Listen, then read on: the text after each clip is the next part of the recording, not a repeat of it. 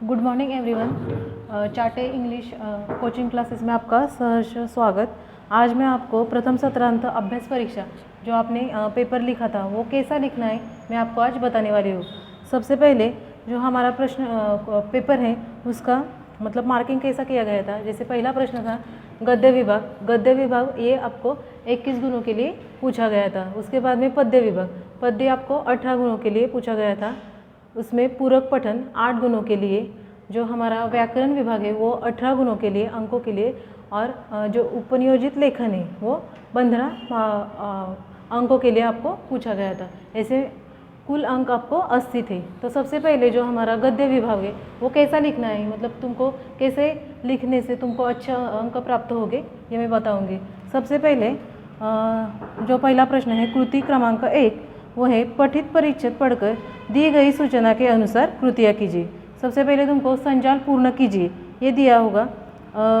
मरीज पहला प्रश्न है मरीज के मिलने के लिए आने वाले लोगों की विशेषताएं। तो तुमको पैराग्राफ पढ़ना है और पैराग्राफ में दिए गए सही आंसर को तुमको लिखना है। जैसे मरीज के मिलने के लिए आने वाले लोगों की विशेषताएं, ये मैंने पैराग्राफ पढ़कर ये लिखा है। ये लोग सिर्फ औपचारिकता निभाने आते हैं। मतलब पहला उत्तर हम ऐसे लिखेंगे। दूसरा लिखेंगे इन्हें मरीज से हमदर्दी नहीं होती। तीसरा है ये केवल सूरत दिखाने आते हैं। चौथा है मोहल्ले वाले अपनी फुर्सत से आते हैं। ये 2 अंकों के लिए हर एक उत्तर को हाफ अंक, ऐसे 2 अंक, चार प्रश्न हैं, ऐसे 2 अंक यहाँ पे दिए गए हैं। फिर बाद में है दूसरा प्रश्न, उसी में का दूसरा प्रश्न है निम्नलिखित वाक्यों के सामने सत्य असत्य लिखिए। ये 2 अंक है। इसमें सबसे पहले है ऑफिस के बड़े बाबू आए थे, ये असत्य है। यहाँ पे लिखा है सत्य परंतु ये असत्य विभाग है, असत्य विधान है। मोहल्ले वाले अपनी फुर्सत से नहीं आते, ये भी असत्य है। मोहल्ले वाले फुर्सत से आते हैं, ऐसे वहाँ पे पद्य में दिया है। फिर बाद में तीसरा है दर्द के कारण मरीज को नींद नहीं आती, ये विधान असत्य है। चौथा है कहिए अब सिर दर्द कैसा है। ये प्रश्न मतलब थोड़ा अलग यहाँ पे समझो तो गलत लिखा गया था, परंतु यहाँ पे असत्य लिखा, तो फिर भी मैंने उसे मार्क्स दिए हैं आपको। फिर बाद में तीसरा प्रश्न है निम्नलिखित शब्दों के लिंग पहचान कर लिखिए। ये कुल 1 अंक के लिए आपको यहाँ पे पूछा गया है। निम्नलिखित शब्दों के लिंग पहचान कर, अभी तुमको लिंग पहचानना है, ये स्त्रीलिंग है या फिर पुल्लिंग है। तो सबसे पहला था टांग, यह पुल्लिंग है। फिर दूसरा है दर्द, यह शब्द स्त्रीलिंग में आता है। चौथा प्रश्न था निम्नलिखित शब्दों के समानार्थी शब्द लिखो। अभी यहाँ पे भी तुमको पद्य मतलब जो परिच्छेद दिया है उसमें से तुमको समानार्थी शब्द ढूंढकर यहाँ पे लिखना है। जैसे पहला शब्द था वक्त, अभी मैंने परिच्छेद में ढूंढकर यहाँ का समानार्थी लिखा है समय। दूसरा शब्द है आँख, उसका समानार्थी शब्द है नयन। अभी वहाँ पे मतलब जो चौथा प्रश्न है वो है स्वमत अभिव्यक्ति, जो तुमको खुद के मन से वहाँ पे लिखना होगा। जैसे देखो चौथा प्रश्न था मरीज से मिलने जाते समय कौन कौन सी सावधानियाँ बरतनी चाहिए, लिखिए। तुमको जब मरीज को देखने तुम जाते हो तो तुमको कौन सी सावधानियाँ बरतनी चाहिए ये तुमको लिखना है। जैसे प्राय सभी को कभी ना कभी मरीजों से मिलने के लिए अस्पताल जाना पड़ता है, बराबर। जैसे हम मरीजों को मतलब जो कोई भी कौन सा भी मरीज़ हो तो हम क्या करते हैं, कभी ना कभी मरीजों को देखने वहाँ पे जाते हैं। वहाँ पे तुम्हारा जो मतलब जो आंसर है तो तुमको तुम्हारे मन से भी थोड़ा बहुत यहाँ पे डालना होगा, जैसे कुछ भी डालकर फ़ायदा नहीं है। मरीज से मिलने जाते समय कुछ सावधानियाँ बरतना अत्यंत आवश्यक है। जैसे मरीज से मिलने जाते समय हम इस बात का ध्यान रखना चाहिए कि उसे कुछ तकलीफ ना हो, ऐसा तुम लिख सकते हो। या फिर उस मतलब जो हमारे साथ छोटे बच्चे वगैरह हो उसको परेशान न करते हो, ऐसे हम वहाँ पे उत्तर हमारा लिख सकते हैं। हमारा उत्तर कम से कम आधा पेज भरना चाहिए। उसके बाद हम लिख सकते हैं कि बीमारी में दवा और पथ्य के साथ मरीज़ को आराम की अच्छी ज़रूरत आवश्यक है। जैसे मरीज़ के पास ज़्यादा तक बैठना, ज़ोर ज़ोर से बोलना या फिर ज़ोर ज़ोर से चिल्लाना, ये बात क्या है, अनिवार्य है। या फिर हमारा जो नकारात्मक बोलना है वो भी उसके लिए घातक हो सकता है। हमारा जो बोलना मतलब हम उससे बातें करेंगे वो पॉजिटिव थिंकिंग जैसे अच्छे तरीके से होनी चाहिए। जैसे उसका उत्साह बढ़ना चाहिए, ऐसी बातें होनी चाहिए, ऐसे हम उत्तर यहाँ पे स्वमत अभिव्यक्ति में हमारा उत्तर ऐसे हम लिख सकते हैं। फिर हमारा जो दूसरा प्रश्न है, मतलब गद्य विभाग का दूसरी कृति जो है वो है पठित परिच्छेद पढ़कर तुमको 2 पठित परिच्छेद और तीसरा जो है वो अपठित है, जो हमारे पाठ्य पुस्तक के बाहर का होता है। ये भी पठित परिच्छेद मतलब हमारे पाठ्य पुस्तक के अंदर का। जैसे पठित परिच्छेद पढ़कर दी गई सूचना के अनुसार कृतियाँ कीजिए, जो है संजाल पूर्ण करो। सबसे पहले तुमको पूछा गया था कि गोपाल प्रसाद की दृष्टि से बहू ऐसी हो, मतलब कैसी होनी चाहिए, तो तुमको संजाल दिया होगा, मतलब कृति दी है, तो उसका सबसे पहला उत्तर है खूबसूरत हो। मैंने ये परिच्छेद में ढूंढकर यहाँ पे उत्तर लिखा है। सिलाई बुनाई जानती हो, या फिर अधिक पढ़ी लिखी न हो, चश्मा न पहनती हो, ऐसे उसके गोपाल प्रसाद के मतलब दृष्टि से विचार थे। उसके बाद में दूसरा है घटनाक्रम के अनुसार वाक्य का उचित क्रम लगाकर लिखिए। ये भी तुमको 2 अंकों के लिए पूछा गया है। घटनाक्रम के अनुसार मतलब तुमको एक घटना दी होगी, जो उसके उत्तर हैं वो इधर उधर लिखे हैं, तो तुमको उसके उत्तर सही तरीके से लिखना है। जैसे मैंने लिखा है ज़रा चीनी भी ज़्यादा डालिया, मतलब पद्य को देखकर पद्य कैसे मतलब कैसे तरीके से लिखा गया है। सबसे पहला मतलब वाक्य कहाँ पे दिया है, तो सबसे पहला वाक्य वहाँ पे था ज़रा चीनी भी ज़्यादा डालिएगा, सबसे पहला वाक्य। दूसरा उत्तर है सरकार को बस एक ही टैक्स लगाना चाहिए। तीसरा है आजकल खूबसूरती का सवाल बेढंग हो गया है। चौथा है लड़कियों को अधिक पढ़ने की ज़रूरत नहीं है। ऐसे उसके उत्तर मैंने मतलब क्रम के अनुसार लगाए हैं। उन्होंने क्रम दिया था पर अलग अलग मतलब इधर उधर लगाए थे, तो तुमको क्रम के अनुसार तुमको ये उत्तर लिखना है सब। उसके बाद में तीसरा क्रमांक पर क्वेश्चन है निम्नलिखित शब्दों के विरुद्धार्थी शब्द लिखिए। तुमको 1 अंक दिया है। निम्नलिखित जो मतलब जो पहला विरुद्धार्थी शब्द है, जैसे उन्होंने सवाल पूछा है, उसका उत्तर जवाब। मैंने सवाल और जवाब ये दोनों वहाँ से पद्य में से मतलब ढूंढ कर निकाले हैं। जैसे कुछ भी लिख सकते हैं तुम, दोस्त, दुश्मन, या फिर तुम्हारे मन का, जैसे विरुद्धार्थी शब्द होना चाहिए। तो तीसरा प्रश्न है निम्नलिखित शब्दों के वचन बदल कर लिखिए। अभी वचन बदलना है, जैसे लड़का लड़की, उन्होंने दिया है लड़की, तो तुमको लिखना है लड़का। दूसरा है ख्याल, अभी ख्याल का ख्याल ही आएगा, उसका वचन बदलेगा नहीं। फिर बाद में उन्होंने चौथा प्रश्न स्वमत अभिव्यक्ति। अभी सारे प्रश्न होने के बाद स्वमत अभिव्यक्ति मतलब तुमको खुद का उत्तर यहाँ पे थोड़ा बहुत डालना होगा, है ना। तो वहाँ पे सभी प्रश्नों के बाद में स्वमत अभिव्यक्ति यह प्रश्न पूछा जाता है, वो क्या 2 अंकों के लिए होता है। जैसे सुनी पढ़ी अंधविश्वास की किसी घटना के निहित आधारहीनता और अवैज्ञानिक की विश्लेषण करके लिखे। तो तुमको सुनी पढ़ी मतलब क्या, कि तुमको जो अंधविश्वास है तो तुम उसके झपटे में न आओ, इसके बारे में तुमको मतलब कैसे मतलब किस प्रकार तुम्हें सावधानियाँ बरतनी होगी, ये तुमको लिखना है। जैसे मैंने लिखा है मेरा आंसर मेरी दादी बड़ी अंधविश्वासी है, या फिर हम लिख सकते हैं मेरी माँ बड़ी अंधविश्वासु है, या फिर हमारे पड़ोसी, तो वो हमेशा क्या करते हैं कुछ भी सुनते हैं या फिर कुछ भी बातों का अंधविश्वास स्वरूप में वो ढाक लेते हैं। जैसे हमारे घर पे कोई चीख देता तो वो बोलती थी ये बुरा काम है, या फिर अगर चीख जाए तो घर के बाहर ना निकले, या फिर कोई बिल्ली अगर रास्ता काट गई तो कि हमारा जो काम है वो नहीं होगा। ऐसे बहुत से अंधविश्वास जो है हमारे संसार में फैले हुए हैं। तो मैंने अपने दादी से या फिर मैंने अपने घर में सबसे बड़ों से कहा कि ये सब बुरी कल्पना है, या फिर इस बात मतलब ये सब जो हमारे मन के विचार होते हैं, तो हमको क्या करना चाहिए, इससे सुधरना चाहिए, ये सब गलत बातों से हमको बाहर निकलना चाहिए। ऐसे मैंने अपने दादी को बताया या फिर मेरे माँ को बताया, ऐसे हम लिख सकते हैं। और इसके वजह से मेरे दादी का विश्वास जो पना है वो निकल गया। ऐसे हम ऐसा उत्तर हम यहाँ पे लिख सकते हैं। ये केवल 2 अंकों के लिए है। उसके बाद में निम्नलिखित अपठित पढ़कर सूचना के अनुसार कृतियाँ कीजिए। तुमको यह परिच्छेद अपठित विभाग मतलब तुमको यह अपठित परिच्छेद के बाहर का विभाग होगा। जैसे उन्होंने अपठित परिच्छेद दिया होगा, उसमें से तुमको जो उत्तर है सही चुनकर तुमको लिखना होगा। सबसे पहले उन्होंने दिया है सेबों के रंग। यहाँ पे जो सेबों के रंग है, ये प्रश्न उन्होंने गलत यहाँ पे डाला है, क्योंकि सेबों का रंग यहाँ पे क्वेश्चन था, परंतु जो उसका उत्तर है वो वहाँ पे नहीं है, मतलब प्रश्न भी नहीं था उसमें गद्य में से। तो तुम अपने मन के उत्तर यहाँ पे लिख सकते हो, जैसे नारंगी, लाल, पीला, हरा, ऐसे सेबों के रंग तुम लिख सकते हो। फिर जो दूसरा प्रश्न था कि पर तुमको अगर प्रश्न गलत हो तो तुमको ठहरना नहीं है, उसका कोई ना कोई आंसर तुमको ढूंढकर निकालना होगा, तो तुमको अच्छे मार्क्स मिल सकते हैं। प्रस्तुत परिच्छेद में से ऐसी दी तैयारी कीजिए जिससे उत्तर निम्नलिखित हो। जैसे मतलब जो तुम्हारा प्रस्तुत पाठ पद्य दिया है, तो परिच्छेद दिया है, उसमें से तुमको क्या करना है कि 2 प्रश्न बनाने हैं।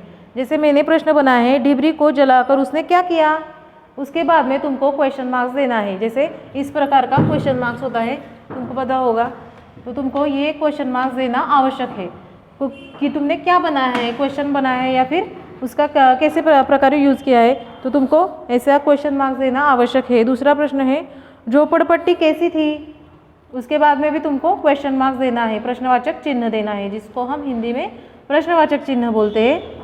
अभी देखो उसके बाद में उन्होंने दिया है सार्थक शब्द बनाइए।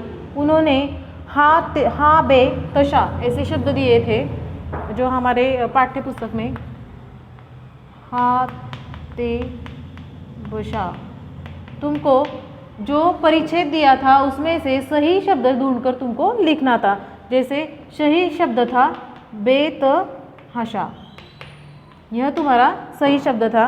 उसके बाद में रा प ध अ ऐसा शब्द उन्होंने दिया था, तुमको परिच्छेद में देखकर तुमको सही शब्द लिखना है, अपराध। और बाद में दूसरा प्रश्न था वर्तनी शब्द लिखिए। अभी वर्तनी शब्द मतलब जो शब्द गलत होते हैं उसको तुमको क्या करना है, सही शब्द बनाना है, मतलब सही शब्द लिखना है। जैसे उन्होंने परंतु ऐसा दिया था, परंतु यह शब्द गलत है, तो तुमको इसका सही वर्तनी शब्द बनाना है, जैसे परंतु, बराबर। उसके बाद में उन्होंने चीजें ऐसा शब्द दिया था, तुमको वहाँ पे लिखना है चीजें, ये शब्द सही होगा। तो तुमको वर्तनी शब्द लिखे, उसके लिए कुल 1 अंक था, मतलब एक इसके लिए आधा अंक, ऐसे 1 अंक। तो फिर बाद में उन्होंने दिया है घरों में काम करने वाली महिलाओं की स्थिति सुधारने के लिए आपकी दृष्टि से उपाय। अब जो महिला, उन्होंने जो परिचय दिया है वो महिला के ऊपर दिया था, तो उसके ऊपर मतलब जो स्वमत अभिव्यक्ति उसके ही इसमें आएगी। जैसे घरों में काम करने वाली महिला की स्थिति क्या सुधारने के लिए तुमको क्या उपाय तुम्हारी दृष्टि से अच्छे है वो तुम लिख सकते हो। जैसे महिलाएं हर वक्त क्या करती है, काम करती है, इधर उधर घरों में बर्तन या पोछा करती है, उसके बाद में खुद के घर का काम करती है, बच्चों को संभालती है। इसके वजह से हमारी दृष्टि से ऐसे लगता है कि सरकार ने उसके ऊपर एक्शन लेनी चाहिए। जैसे उसको दर माह 500 रुपये या फिर उसके मतलब जो अलग अलग प्रकार के जो काम है उसको देने चाहिए। लोग मतलब सरकार ने पहचानना चाहिए, तो मतलब स्त्रियों के अंदर की क्षमता। ऐसे हम उसके ऊपर उपाय वो योजना, इसका उत्तर हम लिख सकते हैं। फिर बाद में जो तुम्हारा निम्नलिखित पद्यांश पढ़कर सूचना के अनुसार कृतियाँ कीजिए। ये तुम्हारा जो प्रश्न है, दूसरा प्रश्न क्रमांक दूसरा जो है वो है 18 गुणों के लिए। जैसे पहला प्रश्न मतलब होली के समय आनंद निर्मित करने वाले घटक। तुमको वहाँ पे पद्य दिया होगा और उसमें पद्य से ढूंढकर तुमको सही उत्तर लिखना है। जैसे होली के समय निर्मित करने वाले घटक, आनंद देने वाले तो है, दूसरा पहला है करताल, दूसरा है प्रेम पिचकारी, तीसरा है पखावन और चौथा है केसर गुलाल। ये पद्य के अंदर दिए हुए शब्द है। पखावन मतलब विशेष प्रकार का बाजा रहता है, ये शब्द बाजा जो हमको क्या करता है, होली के समय आनंद देता है। जो एक प्रकार का बाजा बजता है तो होली में मतलब सब नाचते वगैरह है, ऐसे उसका उत्तर है। दूसरा है पद्यांश में आए गए अर्थ के लिए लिखे। जैसे पद्यांश में शब्द दिए थे संतोख, ये गलत शब्द है। तुमको पद्यांश में जो शब्द आए हैं उसके समान शब्द लिखना है, तो तुमको लिखना है संतोष, ये पद्यांश का शब्द है। दूसरा है मतलब समान शब्द लिखना है। दूसरा है आकाश, पद्यांश में आए हुए उसका समान शब्द है अंबर, ये ऐसा तुमको लिखना है।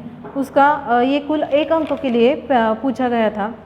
फिर बाद में है आकृति पूर्ण कीजिए। पद्यांश में आया गया त्योहार और महीना, तुमको ऐसा लिखना है। फिर महीना है था फागुन महीना था वहाँ पे, और त्योहार था होली।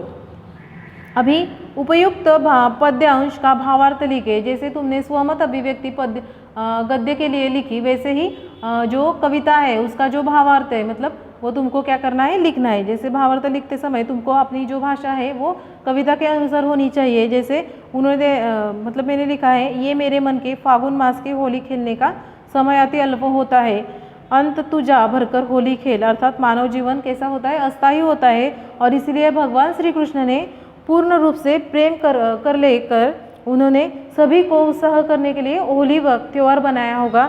और उसी लिए उन्होंने जो पखावन, करताल वगैरह, जो ढोल बाजा है, पिचकारी, ऐसे सब अन्य प्रकार के विविध प्रकार के यहाँ पे उन्होंने समावेश किया होगा।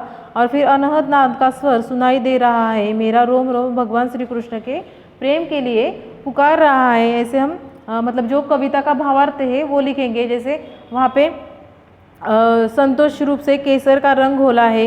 अंत में मीरा कहती है कि मेरे स्वामी गोवर्धन पर्वत धारण करने वाले श्री कृष्ण भगवान हैं। जो मीरा ने जो मतलब जो श्री कृष्ण का गुणगान यहाँ पे गाया है वो यहाँ पे मतलब हमको लिखना है। फिर वो बोलती है कि उन्होंने गोवर्धन पर्वत उठाया है, और मीरा कहती है कि वह श्री कृष्ण जो है वो ही मेरे क्या है, पालन करते हैं, या फिर चरणों कमल में अपना सर्वस्व में मैं उनके न्यौछावर करती हूँ। न्यौछावर करना मतलब सर्वस्व करना। ऐसे वो उन्होंने मतलब जो मीरा है उन्होंने उसके श्री कृष्ण के बारे में, अपने प्रेम के बारे में यहाँ पे उन्होंने लिखा है। तो यह हमारे जो पद्य है उसका भावार्थ है। भावार्थ मतलब क्या, कि उसका सही उत्तर। जैसे निम्नलिखित कविताओं में से एक कविता पद्य विश्लेषण निम्न मुद्दों के आधार पर कीजिए। यह पे तुमको 6 अंकों के लिए पद्य में का दूसरी कृति, यह 6 अंकों के लिए। जैसे पहला था गज़ल अथवा भारत महिमा, तुमको पद्य विश्लेषण करना है। तो सबसे पहले पद्य विश्लेषण करते समय तुमको ध्यान रखना होगा कि रचनाकार का नाम या फिर विधा, मतलब उन्होंने दिया होता है प्रश्न लिखते समय, तो तुमको 2 में से एक का लिखना है। जैसे वहाँ पे दिया था गज़ल अथवा भारत महिमा, तो मैंने भारत महिमा का पद्य विश्लेषण कैसा करना है मैं आपको बताऊंगी। सबसे पहले उन्होंने दिया है रचनाकार का नाम, तो तुमको रचनाकार के नाम लिखना है। जैसे भारत महिमा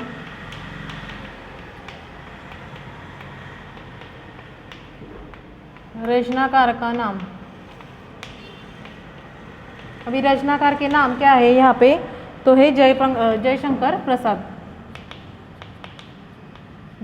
प्रसाद। इसके लिए तुमको 1 अंक है। दूसरा था रचना की विधा क्या है, मतलब ये क्या है, कविता है, तो तुमको लिखना है रचना की विधा कविता। फिर बाद में तुम्हारी पसंदीदा पंक्ति, तो तुम्हारी पसंदीदा पंक्ति कौन सी है, तो वयम तम पूज्य, ये मेरी पसंदीदा पंक्ति है। पूज्य हुआ तब नष्ट अखिल संस्कृति हो उठी अशोक।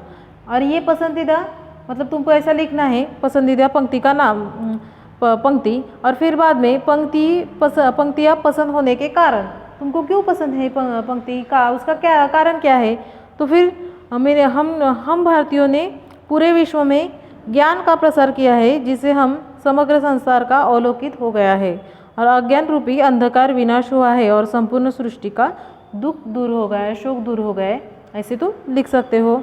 इसके लिए तुमको 1 अंक है। और फिर बाद में जो वहाँ पे रचना से प्राप्त संदेश और प्रेरणा, उसके लिए 2 अंक है। इसीलिए तुमको प्रेरणा मतलब जो ये प्रेरणा वगैरह है ये तुमको मन से यहाँ पे लिखना होगा। मतलब कविता की मतलब क्या तुमको प्रेरणा मिलती है, प्रोत्साहन क्या मिलता है, या फिर उससे संदेश क्या मिला है, ये तुमको लिखना है। जैसे हमें सदैव अपने देश और उसकी संस्कृति पर गर्व करना चाहिए, और जब आवश्यकता पड़े तो उसके लिए हमारे जो सर्वस्व है वो न्यौछावर कर देना चाहिए। हमको देश के लिए तत्पर रहना चाहिए। ऐसे 3-4 लाइन तुम लिखना तुम्हारा आवश्यक है, इसीलिए तुमको इसको 2 अंक है। मतलब इसके लिए ऐसे तुमको यहाँ पे 6 अंक, मतलब जो प्रेरणा है, संरचना से प्राप्त संदेश प्रेरणा, इसके लिए 2 अंक। पसंदीदा का हो पसंद होने के कारण, पंक्तियाँ पसंद होने के कारण इसके लिए 1 अंक। पसंदीदा पंक्ति मतलब कौन सी है, तुमको ये लिखोगे तो तुमको इसके लिए 1 अंक।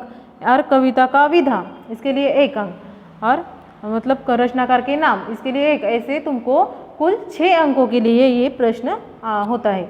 फिर बाद में अपठित पद्यांश पढ़कर सूचना के अनुसार कृतियाँ कीजिए। अपठित परिच्छेद मतलब जो ये परिच्छेद है ये तुम्हारा ये जो पद्य है ये तुम्हारे पाठ्य पुस्तक के बाहर का है। जैसे उन्होंने दिया है एक वाक्य में उत्तर लिखिए। जैसे दोहे में किसका महत्व बताया गया है, मतलब उन्होंने जो पद्य दिया है उसमें ही उत्तर होगा। उस वहाँ पे था दान का। दोहे में आया शरीर का एक महत्वपूर्ण अंग का नाम क्या है, कौन सा है, आँख। आकृति पूर्ण कीजिए। दूसरा पहला प्रश्न था दान देने से कम नहीं होता, क्या कम नहीं होता, तो फिर उत्तर है हमारा धन। दूसरा है दान देने संबंधी तुलना करना है, तो फिर एक है नीर, जो दूसरा है धन। अब यहाँ पे भी तुमको उपयुक्त दोहे का भावार्थ सरल हिंदी में लिखना है। मतलब उन्होंने भावार्थ दिया है, मतलब जो भाषा है वो संस्कृत वगैरह होती है तो तुमको उसकी जो भाषा है तुमको सरल हिंदी में लिखना है। तो वो मानक हिंदी होती है, सॉरी, तुमको सरल हिंदी में लिखना है। जैसे दान देने से कभी धन नहीं घटता। जैसे नदी का पानी बहने से पानी नहीं कम होता, वैसे ही तुम अपने उत्तर यहाँ पे लिख सकते हो। तुम आंखों से यह देख ले कि कबीर कहते हैं कि मतलब जो दान देता है वो हमेशा क्या रहता है, महान रहता है। और जैसे पानी बहने से कभी जैसे पानी बहता ही जाता है, पानी बहने से पानी कम होता है क्या, नहीं, उसकी तुलना मतलब पानी यह बढ़ता जाता है, वो एक इसमें तैयार होता जाता है। वैसे ही धन देने से धन कभी हमारा घटता नहीं है, बढ़ता जाता है, ऐसे तुम लिख सकते हो। फिर जो हमारा तीसरा विभाग है वो है पूरक पठन, जो 8 गुणों के लिए है। जैसे उन्होंने पूरक पठन, यह हमारा मतलब पाठ्य पुस्तक के अंदर का ही प्रश्न है। जैसे गली की विशेषताएं मतलब कौन सी है, वो 2 अंकों के लिए पूछा गया है।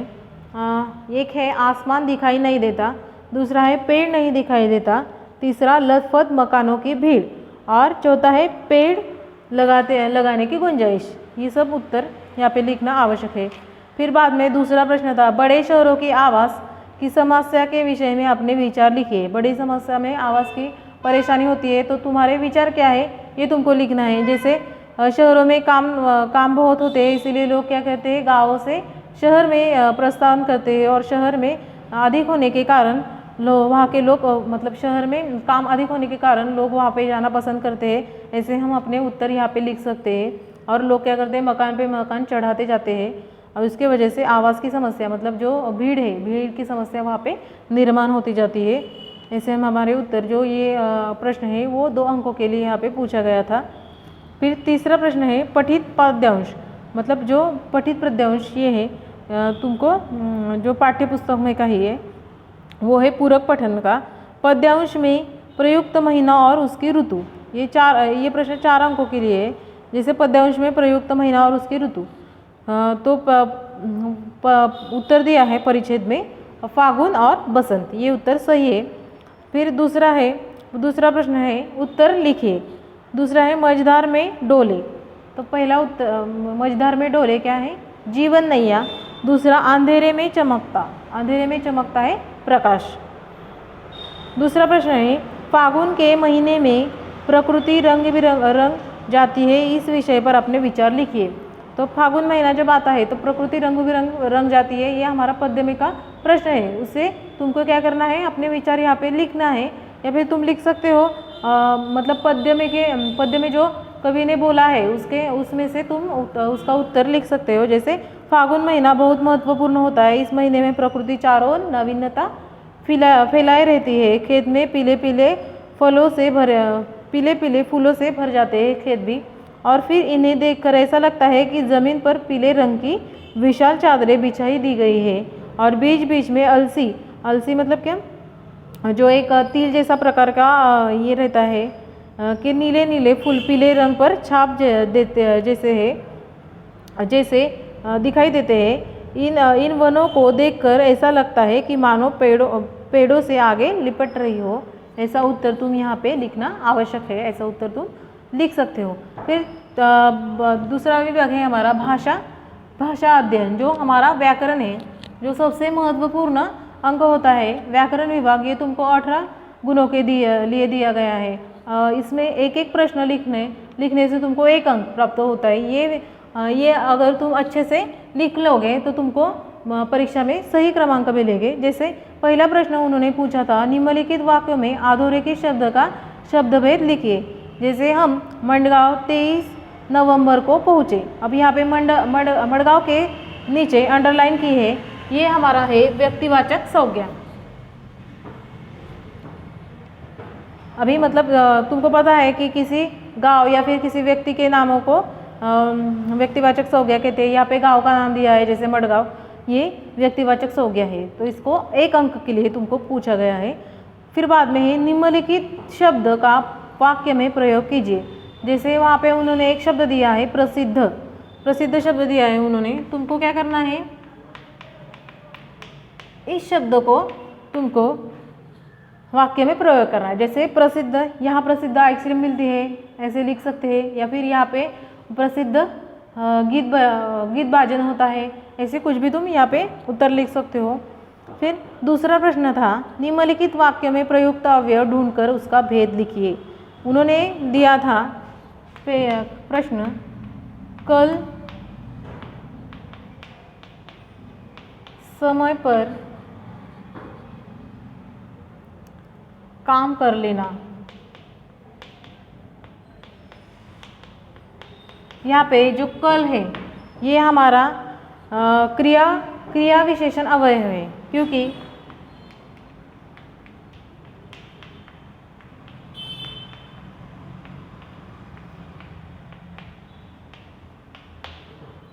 जो अवयव क्रिया की विशेषता बताता है। क्योंकि ये जो है हमारा काम कर लेना ये क्रिया है और इसकी विशेषता कौन बता रहा है, कल। तो इसीलिए ये हमारा मतलब कौन सा ये है उत्तर, क्रिया विशेषण अवयव, ये उसका सही उत्तर है। फिर बाद में है निम्नलिखित अवयव का अपने वाक्य में प्रयोग कीजिए। जैसे उन्होंने दिया है ओहो कितनी ठंडी है, तुमको एक वाक्य दिया है यहाँ पे ओहो ऐसा वाक्य दिया है, तुमको यहाँ पे उद्गारवाचक चिन्ह दिया है, उसके सामने तुमको एक वाक्य बनाना है। जैसे ओहो कितनी ठंडी है, ओहो कितनी अच्छी शाल है, ऐसे तुम यहाँ पे उत्तर लिख सकते हो। ये तुमको 1 अंक के लिए था। अभी तीसरा प्रश्न है, सूचना के अनुसार काल परिवर्तन करके वाक्य फिर से लिखिए। उन्होंने तुमको काल दिया गया था, मतलब एक प्रश्न दिया है, आपके पुत्र मुंह छिपाकर भागते हैं। ये तुमको पूर्ण भूतकाल में यह वाक्य तुमको बनाना है। तो पूर्ण भूतकाल में यह वाक्य आएगा, आपके पुत्र मुंह छिपाकर भागे थे, क्योंकि यह भूतकाल यहाँ पे पूछा गया है। फिर दूसरा है, वे बाजार से नई पुस्तक खरीदते हैं। ये तुमको अपूर्ण भविष्यकाल मतलब आने वाले काल में तुमको यह वाक्य लिखना है। जैसे बाजार से नई पुस्तक खरीदेगा, ऐसे तुम उत्तर लिख सकते हो यहाँ पे, मतलब ये सही उत्तर है।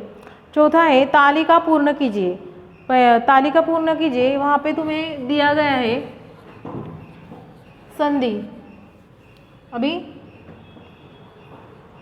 तालिका पूर्ण कीजिए मतलब वहाँ पे संधि दी गई है तुमको, अत्यंत, और तुमको उसका विच्छेद करना है, संधि का विच्छेद करना है। संधि का विच्छेद करना मतलब क्या, उसको 2 इसमें करना, जैसे अति प्लस अंत, और तुमको मतलब भेद लिखना है इसका। ये संधि थी स्वर संधि।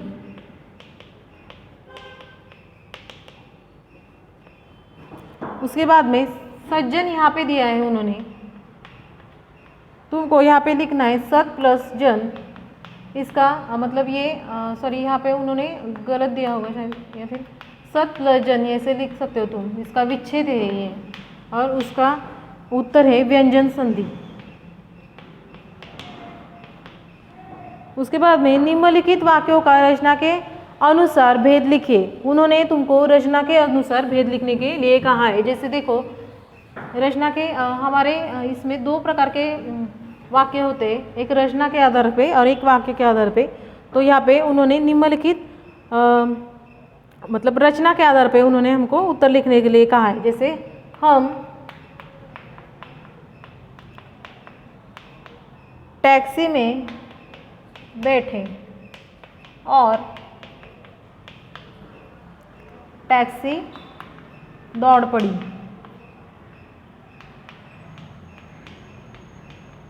यहाँ पे उन्होंने दो वाक्य मतलब दो वाक्य दिए हैं। जैसे रचना के आधार पे वाक्य के 3 प्रकार होते हैं, जैसे सरल वाक्य, संयुक्त वाक्य और मिश्र वाक्य। तो मतलब जो संयुक्त वाक्य है ये दो वाक्यों को जोड़ता है। जैसे हम टैक्सी में बैठे और टैक्सी दौड़ पड़ी, ये शब्दों को किसने जोड़ा है? और ने। तो ये हमारा मतलब और जो है ये कौन सा वाक्य आएगा? संयुक्त वाक्य।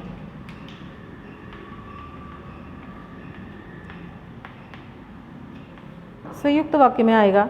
जैसे फिर दूसरा प्रश्न है, सूचना के अनुसार परिवर्तन कीजिए। तुमको उन्होंने मतलब एक वाक्य दिया है, उसका मकान छोटा है, इसे तुमको निषेधार्थक वाक्य बनाना है। निषेधार्थक वाक्य बनाना मतलब क्या?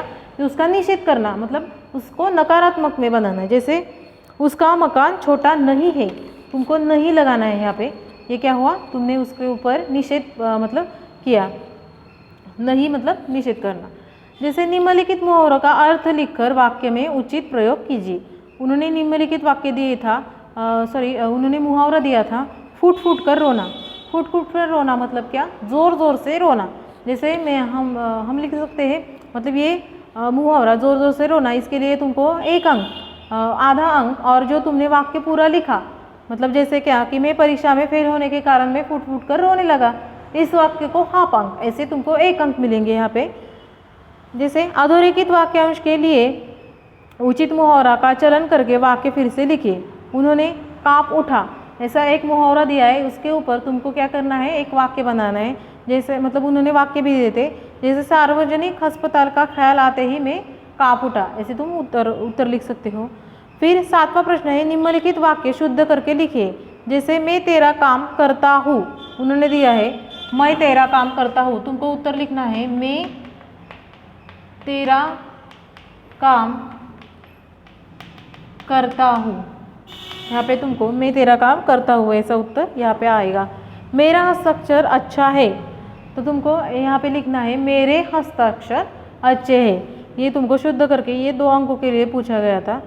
उसके बाद में सहायक क्रिया पहचान कर लिखिए। अभी उसको सहायक क्रिया पहचान कर लिखिए मतलब क्या कि उसकी जो क्रिया है वो पहचान कर तुमको क्या करना है? क्रिया की सहायकता पहचाननी है। जैसे देखो उन्होंने दिया है वह अचानक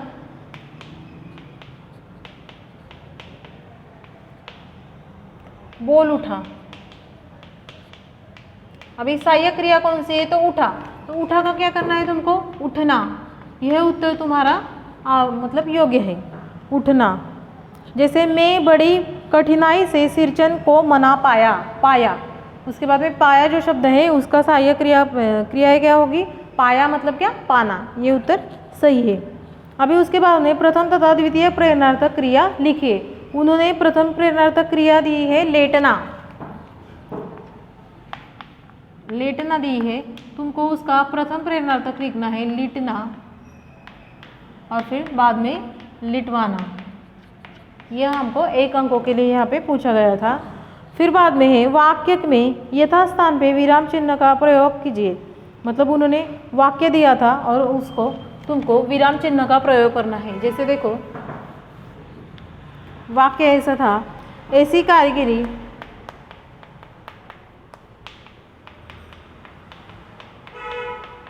यहाँ पे तुमको स्वल्प विराम देना है। ऐसी बारीकी, इसे भी स्वल्प विराम देना है। ऐसा काम पहली बार देख रहा था।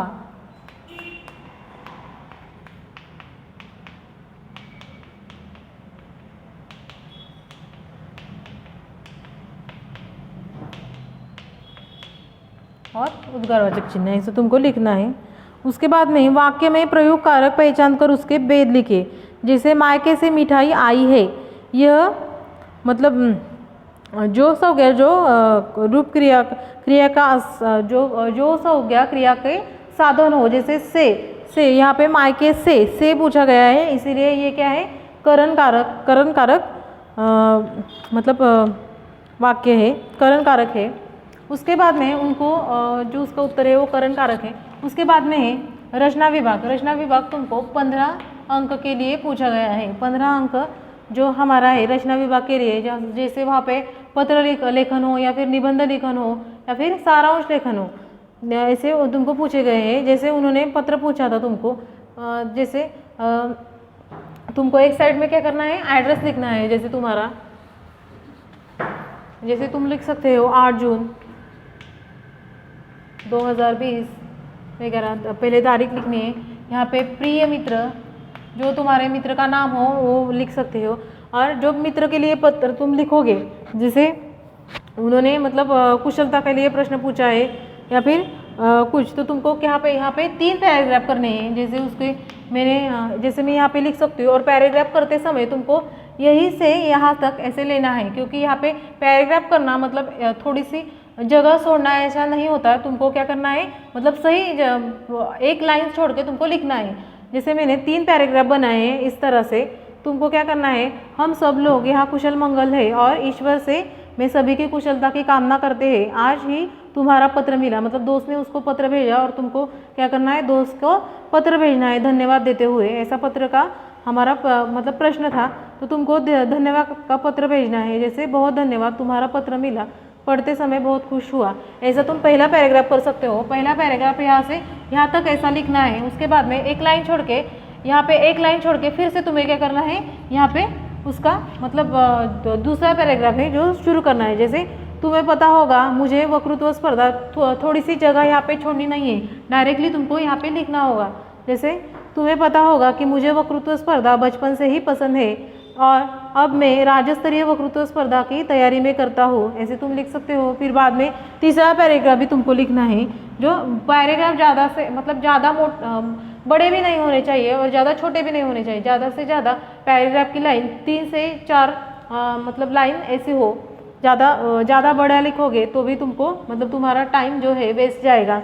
तो उसका उत्तर जो है मतलब थोड़ा सा ही होना चाहिए, ज़्यादा लिखने की आवश्यकता या फिर कम लिखने की भी आवश्यकता नहीं है। मतलब उत्तर है मतलब पूरा लिखना आवश्यक है। जैसे तीसरा पैराग्राफ, वैसे तुम्हें भी चित्रकला स्पर्धा में द्वितीय क्रमांक प्राप्त हुआ। अभी मैंने उसको उसकी खुशहाली के बारे में पूछा है दोस्त के, सुनकर आनंद हुआ, तुम अवश्य आगे जाओगे, ऐसे तुम उसके अपने मित्र को उत्तर दे सकते हो।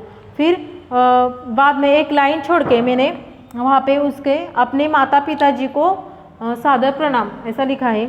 फिर बाद में यहाँ पे ही तुमको अपना एड्रेस डालना है, यहाँ पे ही तुमको डालना है।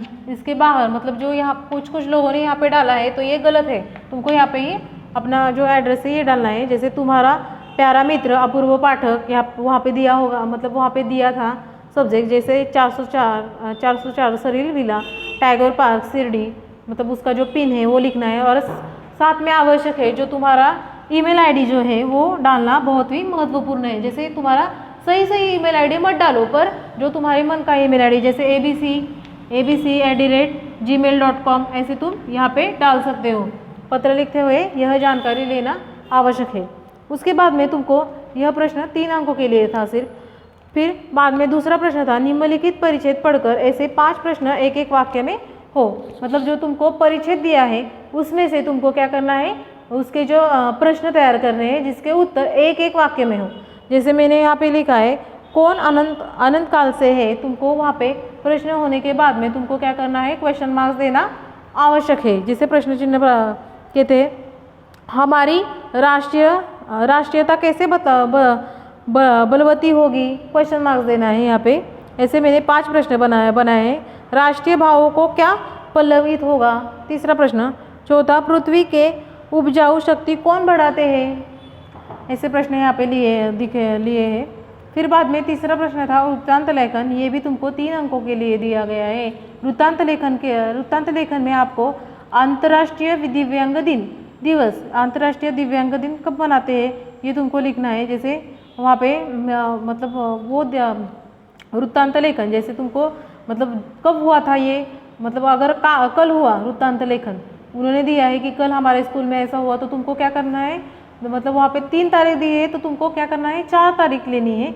जैसे मैंने पुणे 3 दिसंबर 2000 वो वहाँ पे जो तारीख दी है उससे अलग तारीख, कल 2 दिसंबर 2020 को हमने अपने परिवेश में मतलब हमने मनाया था 2 तारीख को, पर अब मैं कहाँ कब लिख रहा हूँ, 3 तारीख को लिख रहा हूँ और 2 तारीख को दिव्यांग दिन मनाया गया था, ऐसे तुम लिख सकते हो। और मतलब जो हमने यहाँ पे ऐसे ऐसे इस प्रकार ऐसे सजाया, 3 दिसंबर यह अंतर्राष्ट्रीय दिव्यांग दिन कहलाया जाता है, ऐसे हम यहाँ पे हमारा जो वृत्तांत है वो लिख सकते हैं। फिर अंत में क्या करना है कि कार्यालय के यादव जी उपस्थित थे, अतिथि महाशयों ने उन्होंने आभार व्यक्त किया। ऐसे हम हमारा जो मतलब आरंभ और जो मतलब जो एंड है वो इस प्रकार का कर सकते हैं।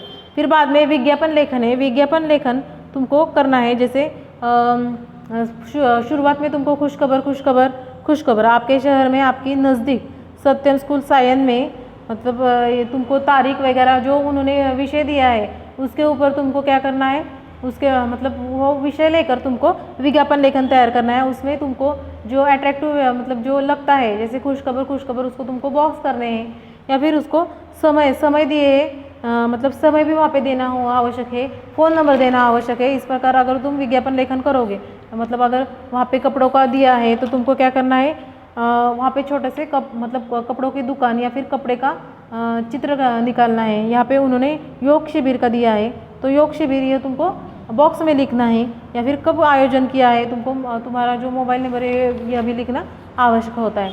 फिर बाद में उन्होंने कहानी लेखन दिया है, यह भी तुमको 3 अंकों के लिए कहानी लेखन में उन्होंने पॉइंट दिए हैं। अलमारी, गिलहरी, चावल के पापड़, छोटा बच्चा। ये पॉइंट अलमारी, गिलहरी, चावल के पापड़, छोटा बच्चा, यह पॉइंट तुम्हारे जो कथा है, कहानी लेखन है उसमें आना आवश्यक है।